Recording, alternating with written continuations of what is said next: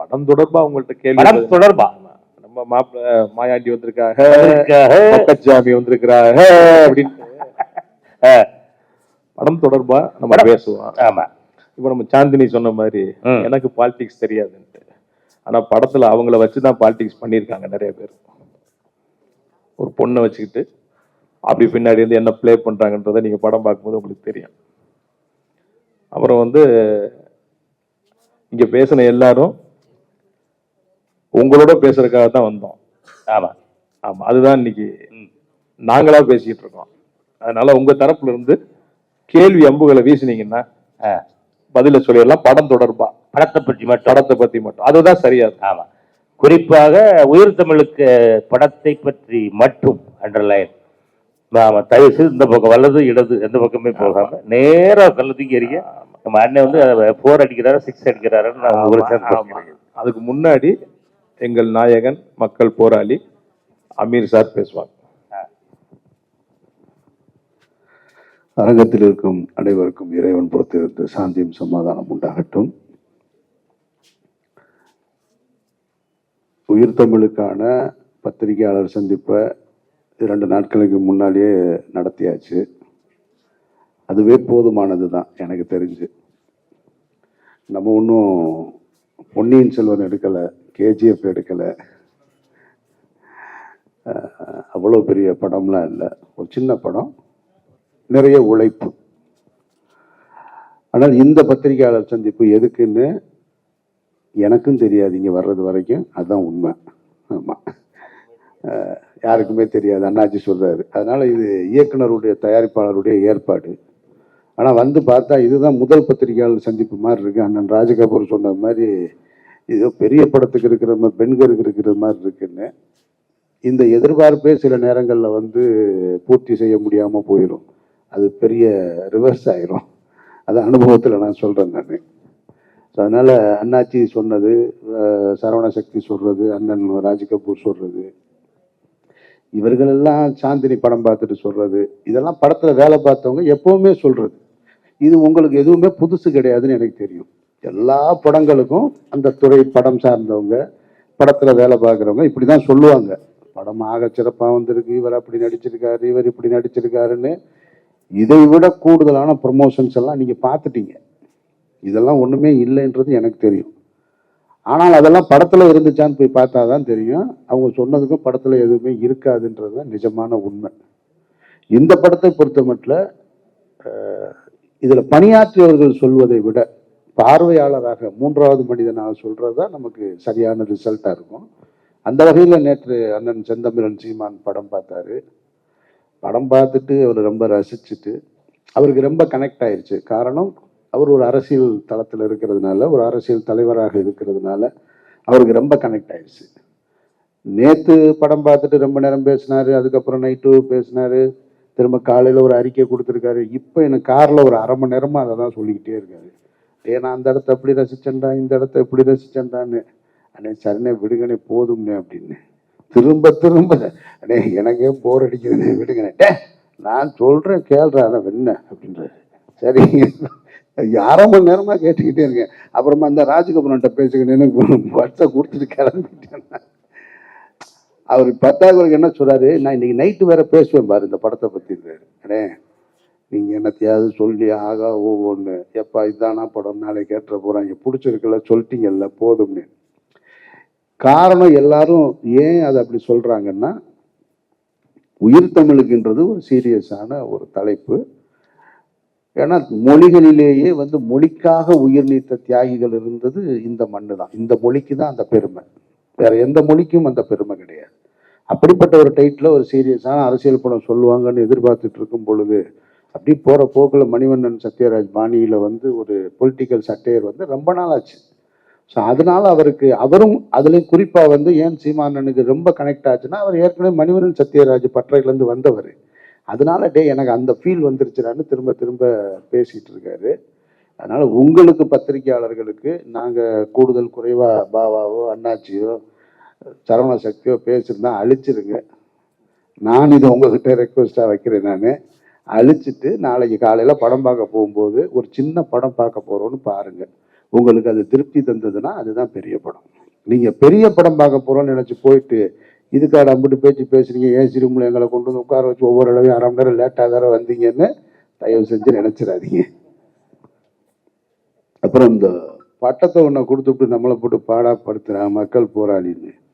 எனக்கும் இந்த பட்டத்துக்கும் எந்த தொடர்பும் கிடையாது. நான் சொல்லிட்டேன், அவர் சொல்லும் போதே சொல்லிட்டேன்.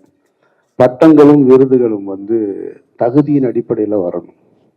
நம்மளா போய் காசு கொடுத்து வாங்கக்கூடாது. அப்புறம் இதில் இருக்கிற இந்த போராளி என்கின்றது வந்து நேற்றைய ஒரு நேர்காணலில் சொன்னேன், அதை இப்பவும் நான் சொல்கிறேன். போராளின்ற வார்த்தை பெரிய வார்த்தை, பெரிய வார்த்தை.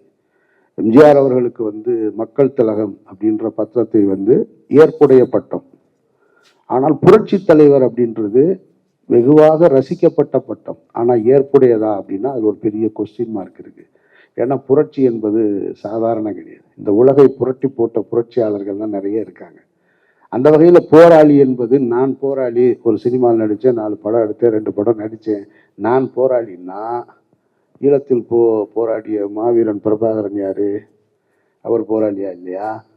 அப்போ ஊதிய உயர்வு கேட்டு கூலிக்கு சரியான கூலி கொடுக்கப்படாமல் போராடி மாஞ்சோலை தோட்ட தொழிலாளர்கள் வந்து தாமிரபரணி ஆற்றில் இறந்தாங்களே, அந்த போராளிகளை வந்து எப்படி பார்க்கறது? இப்போ நமக்கு வந்து நெடுவாசல்ல தூத்துக்குடியில் கூடங்குளம் அணுமின் நிலையத்துக்கு எதிராக போராடி உயிர் நீர்த்தாங்களே, எந்த எதிர்பார்ப்பும் இல்லை, எந்த எதிர்பார்ப்பும் இல்லாமல் 13 பேர் செத்து போனாங்களே, அவங்க யாரு? அப்போ இந்த மண்ணை மீட்கிறதுக்கு, வெள்ளையன்ட்ட இருந்து மீட்கிறதுக்காக உயிர் நீத்தாங்களே, அவங்கெல்லாம் யாரு? அப்படின்னா போராளி என்பது ஒரு பெரிய வார்த்தை. அவர் காசு வச்சிருக்காரு, அவரே ப்ரொடியூசரு, அவரே டைரக்டரு, அவரே சொந்தமாக வினையில் அடிக்கிறாரு, அதனால போட்டுக்கிட்டாரு. நான் ஒன்றும் பண்ண முடியாது அதை. அதனால் இந்த பட்டத்தை குறித்து தயவு செஞ்சு எங்கிட்ட யாரும் கேட்டுறாங்க. நான் என்னுடைய மாயவலையை வெறும் அமீர்னு தான் போட்டிருக்கேன், போராளின்னு தான் போடலை. அதெல்லாம் காலம் கொண்டு வந்து சேர்க்கணும். ஆனால் மக்களுக்கான போராட்டத்தில் களத்தில் இருக்கணுமானா இருக்கும், அது கடைசி வரைக்கும் இருப்போம். இந்த வெளிச்சம் எங்கள் மேலே படுது இல்லையா, எத்தனை பேருக்கு கிடைக்கும் இந்த நாட்டில்? இந்த வெளிச்சமும் இத்தனை கேமராக்களும் ஒரு மைக்கும் எங்கள் முன்னாடி வந்து நிற்கும் பொழுது எங்களுடைய சுய புராணத்தையோ பெருமையோ எங்களுடைய வாழ்வை வளமாக்கிக்கிற வேலையவே செய்யக்கூடாது. அப்போ இந்த வெளிச்சமும் இந்த புகழும் கிடைச்சிருக்குன்னா ஒரு சினிமா மூலமாக கிடைச்சிருக்கு. அந்த சினிமாவில் இந்த அங்கீகாரத்தை கொடுத்தது மக்கள், அப்போ திருப்பி அவங்களுக்கு தான் கொடுக்கணும். அந்த எண்ணம் எப்பொழுதுமே எனக்கு இருக்குது. அதனால் கடைசி வரைக்கும் மக்களோடையே இருப்போம். அந்த வகையில் நீங்கள் பாருங்கள், ஒரு சின்ன படம் நினச்சி போய் பாருங்கள், உங்களை ஏமாத்தாது இந்த படம், அந்த நம்பிக்கையை நான் தர்றேன். மற்றபடி வந்திருக்கிற அனைவருக்கும் என்னுடைய நெஞ்சார்ந்த வாழ்த்துக்கள். நன்றி. மற்றும் 6 பேர் கஞ்சா கருப்பு இருக்காரு. ஆக்சுவலாக இந்த படம் வந்து எனக்கு வந்து இவங்கெல்லாம் நிறைவாக இருக்கிறதா சும்மா, நான் இன்னும் கூடுதலாக இப்போ எனக்கும் அண்ணன் ராஜ் கபூருக்குமா இன்னும் 2 சீன் இருக்கு, ரொம்ப முக்கியமான சீனு. நான் வந்து அந்த சீன்லாம் எடுக்கலை. அப்போ என் மண்டைக்குள்ளே என்ன ஓடுனா, நான் எப்பயுமே ஒரு டைரக்டராக இருக்கிறதுனால என் பிரச்சனை அதுதான். நான் டைரக்டராக இருக்கிறதுனால அந்த எடுக்காத காட்சி, அந்த விட்டு போன காட்சி, இதெல்லாம் இருந்திருந்தா இன்னும் நல்லா இருந்திருக்குமே, இன்னும் முழுமை அடைஞ்சிருக்குமேன்றது மட்டும்தான் ஓடிக்கிட்டே இருக்கு. 2 கஞ்சா கருப்புக்கு ஒரு சீன் இருக்கு, அண்ணனுக்கு ஒரு சீன் இருக்கு, இந்த பொண்ணுக்கு எனக்கு ஒரு சீன் இருக்கு, இதெல்லாம் சேர்த்துருந்தா இன்னும் சரியாக வந்திருக்குமோன்னு சகோதரர் பொண்ணு சொன்னது போல அது ரொம்ப முக்கியமான ஒரு சீனு. அந்த சீன் இப்போ படத்தில் இல்லை, ரொம்ப நல்லா இருக்கும். அது ரொம்ப இன்ட்ரெஸ்டிங்காக இருக்கும். அண்ணாச்சி நாமினேஷன் பண்ண போகிற இடத்துல வந்து நான் நாமினேஷன் பண்ணிட்டு வரும்போது அவர் கேட்பார், பொன்வண்ணன் கேட்பார், இதெல்லாம் ஒரு பொழப்பாடா, கூடவே போனவனை வந்து ஏமாற்றிட்டு போய் நீ நாமினேஷன் பண்ணிட்டு வந்திருக்கியே அப்படின்னு சொன்ன உடனே, இது பேர் அரசியலா அப்படின்ன உடனே நான் பதில் சொல்லுவேன், அரசியல் அடித்தளமே கூட இருக்கவனை ஏமாத்துறது தான், முதல்ல அதை புரிஞ்சுக்குங்க நீங்கள் அப்படிமே. இன்னும் நீங்கள் காமராஜன் கக்கன் காலத்திலே இருக்கீங்க போல இருக்கு, நடப்பு அரசியலுக்கு வாங்க அப்படின்ற ஒரு விஷயத்த நான் சொல்லுவேன். சொன்ன உடனேயே அவர் அந்நியார் ஒருத்தங்க இருப்பாங்க, அவங்க சொல்லுவாங்க, ஏங்க உங்களுக்கு என்னங்க நம்ம வீட்டில் ஒரு கவுன்சிலர் வந்தா என்னங்க அப்படின்னு. அவங்களுக்குள்ள ஒரு சின்ன சண்டை நடக்கும். சண்டை நடந்த உடனேயே எங்கிட்ட கேட்பாங்க, ஏன் பாண்டியா இந்த மாதிரி நீலாம் ஜெயிச்சிட்டின்னா, கவுன்சிலராக ஜெயிச்சிட்டின்னா இந்த ரேஷன் கரெக்டாக போட சொல்லுப்பா, ஒன்றுமே போட மாட்டேன்றாங்க, எப்போ போனாலும் இல்லைன்றானே, அண்ணி ஜெயிச்சதுக்கப்புறம் ரேஷன் வீடு தேடி வரும், நீங்கள் நாடே நம்மளோட தான், பேசாமல் வருங்க அப்படின்ட்டு அப்படி நடந்து போகும்போது அந்த அண்ணி சொல்லுவாங்க, ஏங்க நடந்து போகிறத பார்த்தா அப்படியே எம்ஜிஆர் கோட்டைக்கு போகிறது மாதிரியே இருக்குங்க அப்படிமா. நீ ஒருத்தி போதுண்டி, இந்த மாதிரி 4 பேர் இருந்தா எவனை கேட்டாலும் நாளை அரசியலுக்கு வருவான்னு. இதெல்லாம் இப்போ இந்த காட்சி படத்தில் இல்லை. அதனால உங்ககிட்ட நான் சொல்கிறேன், இது மாதிரியான நிறைய காட்சிகள் இன்னும் படத்தில் இடம்பெற முடியாமல் போயிடுச்சு. அதெல்லாம் இருந்திருந்தா இன்னும் பொலிட்டிக்கல் சட்டையர் இன்ட்ரெஸ்டாக இருந்திருக்கும்னு நான் நம்புகிறேன். மற்றபடி உங்களுக்கு பிடிக்கும்னு நான் எதிர்பார்க்குறேன். அதில் வந்து 6 பேர், பஞ்சா கருப்பு, இவர், இன்னும் ஒரு 3 பேர், இந்த மற்றும் 6 பேர். ஆனால் படத்தில் இருக்கிற நகைச்சுவையோட காட்சி படம் பார்க்கும்போது இருந்த நகைச்சுவை தான் ஜாஸ்தி. அதை நான் ஏற்கனவே சொல்லியிருக்கேன். ஒரு காருக்குள்ளே வச்சு நல்லா எல்லாருமே நல்லா சாப்பிட்றாளுங்க சாப்பாடு. காருக்குள்ளே வச்சுக்கிட்டு கிரீன் மேட்டில் ஷூட் பண்ணிக்கிட்டே இருக்கிறேன்னு சொல்கிறாங்க. அவங்க காலையிலேருந்து காருக்குள்ளே உட்காந்துருக்காங்க. சரி எடுத்தாச்சு. மதியம் லஞ்சு, மதியம் சாப்பிட்டு திருப்பி ஏசியை போட்டு காருக்குள்ளே உட்கார வச்சா ஒரு உதவி அசிஸ்டன்ட் டைரக்டர்ஸ் பூரா பெரிய படங்களில் வேலை செய்கிற மாதிரி வாக்கி டாக்கியோடலாம் நின்றுக்கிட்டு இந்த பக்கமும் அந்த பக்கமும் போய்கிட்டு இருக்காங்க. மானிட்டர்கிட்ட இருந்து டைரக்டரா ரெடியா ரெடியா ரெடியான்னு கேட்குறாரு. அவர் assistant director, sir ready sir, எல்லாரும் ஆர்டிஸ்ட் ரெடியாக இருக்காங்க சார், ரெடியாக. நான் ஃப்ரண்ட்டில் உட்காந்துருக்கேன் காரில், பின்னாடி 6 பேர். ரெடி ஆக்ஷன் அப்படின்னா யாருமே டைலாக் சொல்ல. ஏன்னா பூரா சாப்பிட்டு தூங்குறாங்க கார்.